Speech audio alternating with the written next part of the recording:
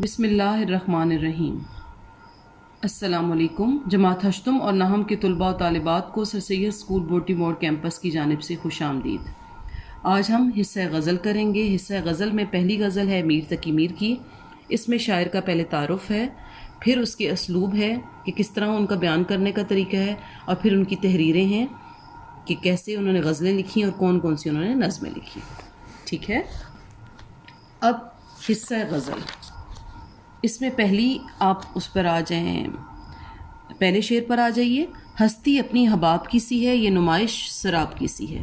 ہستی زندگی کو کہتے ہیں، حباب پانی کے بلبلے کو کہتے ہیں، سراب دھوکے کو کہتے ہیں۔ شاعر کہہ رہے ہیں کہ ہماری زندگی ایک پانی کے بلبلے سے کم نہیں۔ جیسے پانی کا بلبلہ نمودار ہوتا ہے اور ایک دم ختم ہو جاتا ہے، اس کی کوئی حیثیت نہیں رہتی، اس طرح ہماری زندگی کی کوئی حیثیت نہیں، اور یہ تمام نمائش صرف دھوکہ ہے۔ ہماری اصلی زندگی، ہماری آخرت کی زندگی، یہ زندگی ہماری فانی ہے، ختم ہونے والی ہے، اور ہمیں آخرت کی زندگی کے لیے کوشش کرنی چاہیے۔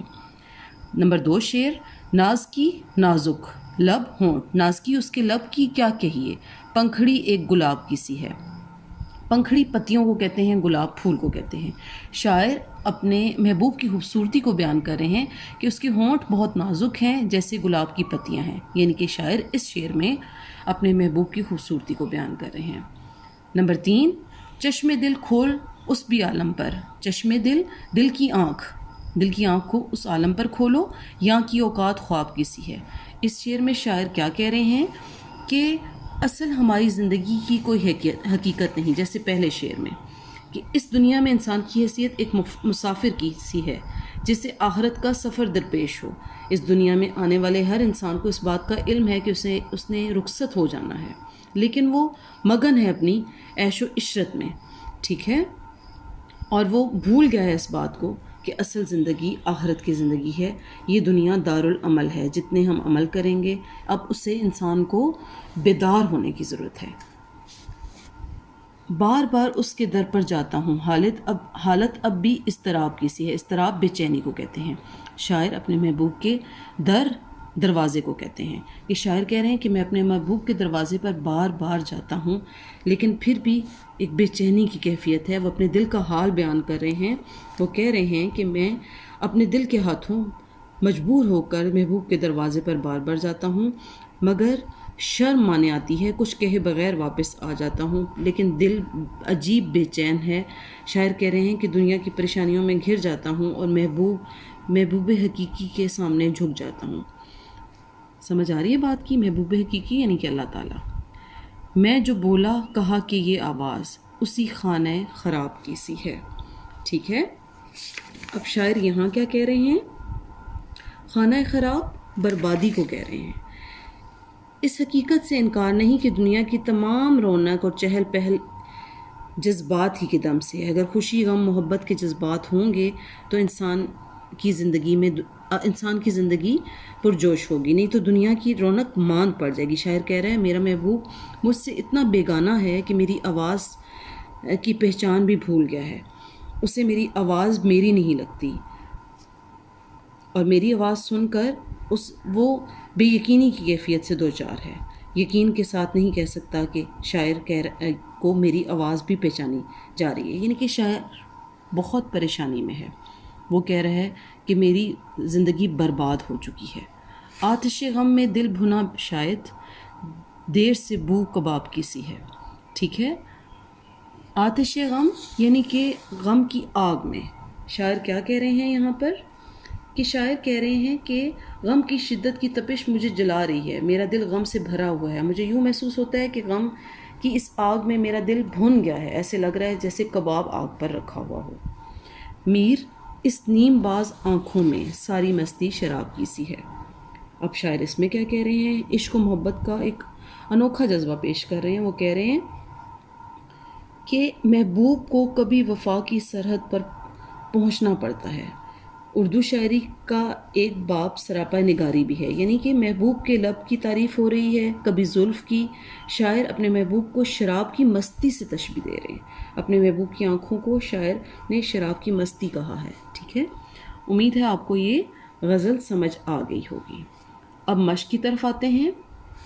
اس غزل میں ردیف کون سا ہے؟ ردیف کی سی ہے. آپ کو یہاں پر غزل کے آخر میں کی سی ہے ہر جگہ نظر آئے گا، یہ ردیف ہے. ٹھیک ہے. اس غزل کے استعمال ہونے والے 4 قافیے. اب 4 قافیے کون سے تھے؟ حباب، سراب، خواب، اضطراب. ٹھیک ہے. حباب، سراب، خواب، اضطراب، کباب، شراب. کافی سارے ہم قافیہ ہیں. ہم قافیہ ہم آواز الفاظ کو کہتے ہیں، یہ میں پہلے آپ کو بتا چکی ہوں. ٹھیک ہے.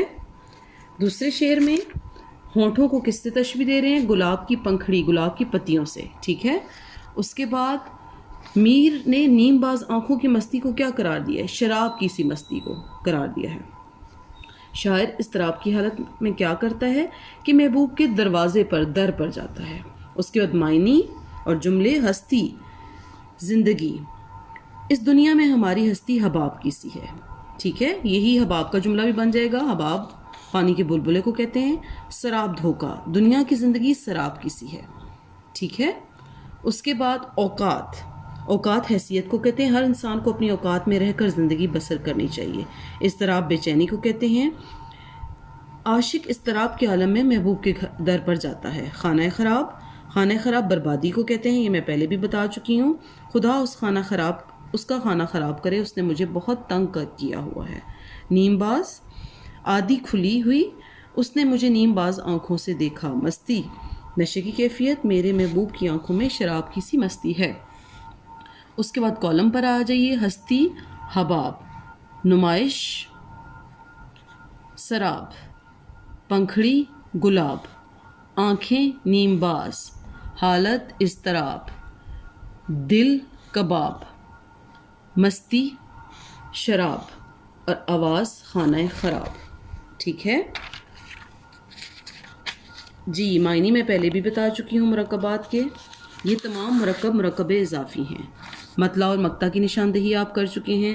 اب ہستی ہوتی ہے، اس لیے ہستی کیا ہوگی؟ مونس. حباب ہوتا ہے مذکر، نمائش ہوتی ہے مونس. سراب ہوتا ہے مذکر، لب ہوتے ہیں مذکر. بو ہوتی ہے مونس. کباب ہوتا ہے مذکر. مستی ہوتی ہے مونس، اور شراب ہوتا ہے مذکر. ٹھیک ہے. اس کو مصروں کو مکمل کر لیجئے گا اپنی کتاب کو دیکھ کر. ٹھیک ہے. امید ہے آپ کو یہ سبق سمجھ آ گیا ہوگا. یہ ہمارا آخری غزل تھی. یہاں تک کا ہمارا نصاب مکمل ہو گیا ہے. اب تک کے لیے اتنا ہی. اجازت دیجیے. اللہ حافظ.